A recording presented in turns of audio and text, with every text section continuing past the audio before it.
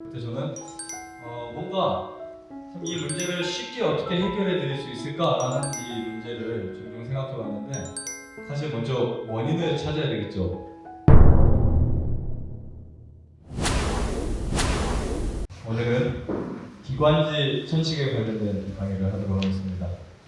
기관지 천식에 대해서 제가 질문을 받았는데, 여러 번 질문 받다 보니까 제가 이야기를 해드려도 강의를 꼭 올려달라고 이제 말씀하시는 분이 있으셔서, 이제 겨울철에 또 우리에게도 필요할 것 같고 주변 사람들에게 필요할 것 같아서 기관지 천식의 좋은 음식과 어떤 것이 나쁜 음식인지 이런 부분들을 같이 살펴보도록 하겠습니다.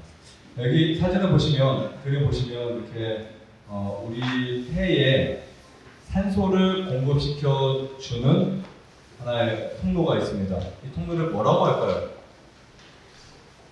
이 통로를 뭐라고 할까요? 네, 기관지라고 합니다. 기관지. 그래서 이렇게 기관지를 통해서 산소가 들어가는데, 기관지라고 하는 이 통로를 통해서 쭉 들어가서 오른쪽과 왼쪽으로 나눠지죠. 나눠지는데 더 이렇게 잘게 쭉 나눠집니다. 일반적으로 우리가 보통 이제 기관지가 전 세계적으로 뭐 많은 질병은 아니지만 그래도 굉장히 많은 사람들이 이것 때문에 고생을 하는 사람들이 참 많이 있어요. 네, 우리 주변에 보면 너무 힘들어가지고 뭐 풍문에서 갖고 다니는 거 혹시 보셨나요? 너무 숨쉬기 힘들어가지고. 근데 이게 어렸을 때도 많이 나타나지만 성인이 돼서도 없어지지 않는 경우가 참 많이 있습니다. 이 문제에 대해서 좀 살펴봐야 될 것 같은데요. 여기 보시면 이 기관지에 보통 염증이 형성이 되면 왼쪽과 오른쪽 보시다시피 저쪽에는 기관지의 통로가 이제 구멍이 적어지는 거예요. 염증이 이렇게 커지고 그 다음에 거기에 이제 문제가 생겨서 구멍이 이렇게 줄어들면서 산소 공급이 잘 안 되니까 숨쉬기 힘들어지고, 그래서 겨울철이 되거나 건조할 때 굉장히 힘들어지는 질병 중에 하나입니다. 보통 우리가 이제 폐포라고 하는 이 폐포에 의해서 우리 몸이 산소를 통해서 살아가죠.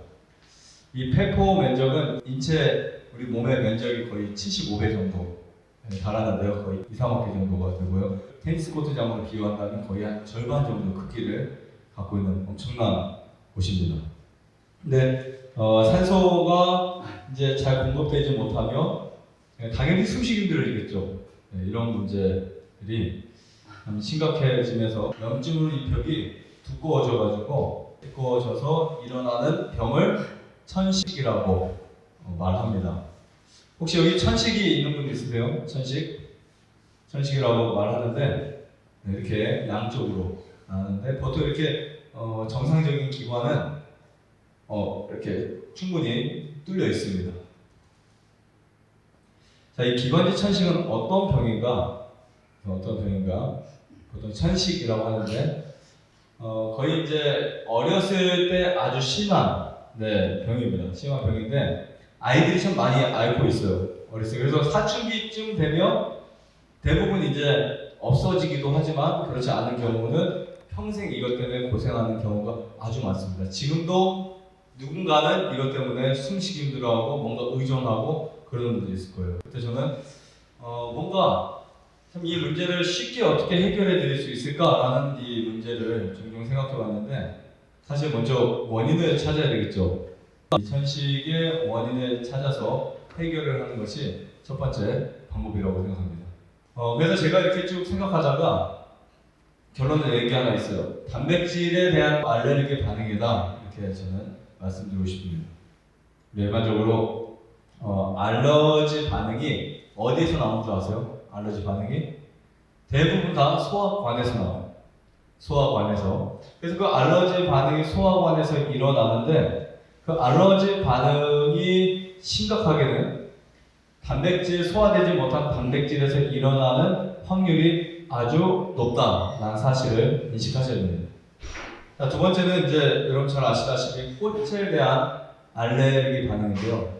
우리가 보통 봄에나 이 꽃 향기나 이 화분 같은 거 있죠? 거기에 의해서 알러지 반응이 일어납니다. 그리고 많은 경우에 있어서 음식물에 대한 알러지 반응입니다.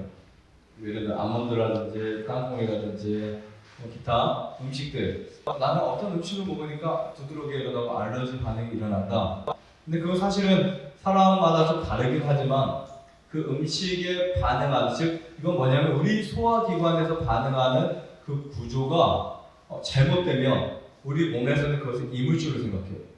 그러니까 이물질로 생각하고 이렇게 음식이 들어왔을 때 이 음식이 내 몸에서 자꾸 거부 반응을 하잖아요.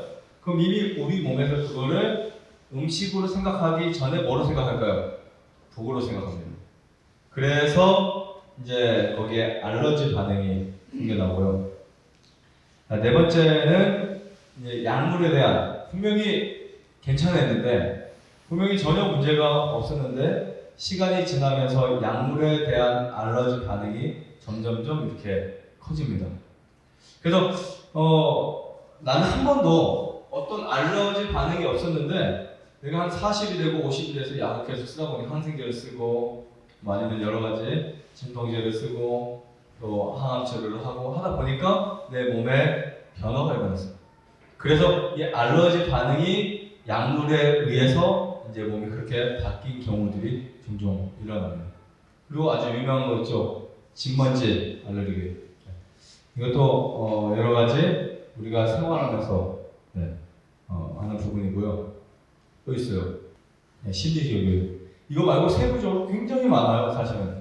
세부적으로 천식을 일으킬 수 있는 원인들, 요인들이 세부적으로 보면 정말 많이 있습니다. 특별히 심리적 요인도 있지만 뭐 어떤 운동을 잘못한다든지 아니면 과식을 한다든지 아니면 어떤 과일을 잘못 먹었다든지 어떤 향을 잘못 맡았다든지 한 경우에도 이렇게 이런 것들이 굉장히 많이 나타납니다. 그 다음에 이제 보통 이 기관지는 폐나 이런 곳에 염증이 생겼을 경우에도 이렇게 감염이 되는데요. 이 기관지 천식 같은 경우는 식사로 개선할 수 있는 병이기도 합니다. 사실 어떻게 보면 식사로 충분히 개선이 될 수 있는 사례 중에 하나인데요. 보통 이제 우리가 채소, 과일류들을 충분히 섭취하게 되면 기관지 천식의 특별한 항산화 물질이라든지 비타민이라든지 아니면 미네랄 이런 것들이 풍부하게 들어있어서 우리가 소화시키지 못하는 그 미네랄도 채소를 통해서 또 비타민도 그 다음에 또 과일들, 곡식들 이런 것을 드시게 되면 이것이 해결됩니다. 특별히 알레르기 반응이나 천식에 가장 합당한 음식이 먼저 와서 탄수화물이에요. 사실은요. 단백질 지방질보다 탄수화물 종류의 음식들이 훨씬 더 알러지 반응을 일으킬 확률을 떨어뜨리고요. 만약에 여러분들이 그 주변의 사람들이나 내가 이 천식이 심하다 그러면 이런 그 좋은 식품들이 있습니다. 사실 배라든지 도라지라든지 꿀 이렇게 해가지고 같이 이거를 섞어서 드셔도 좋은데요.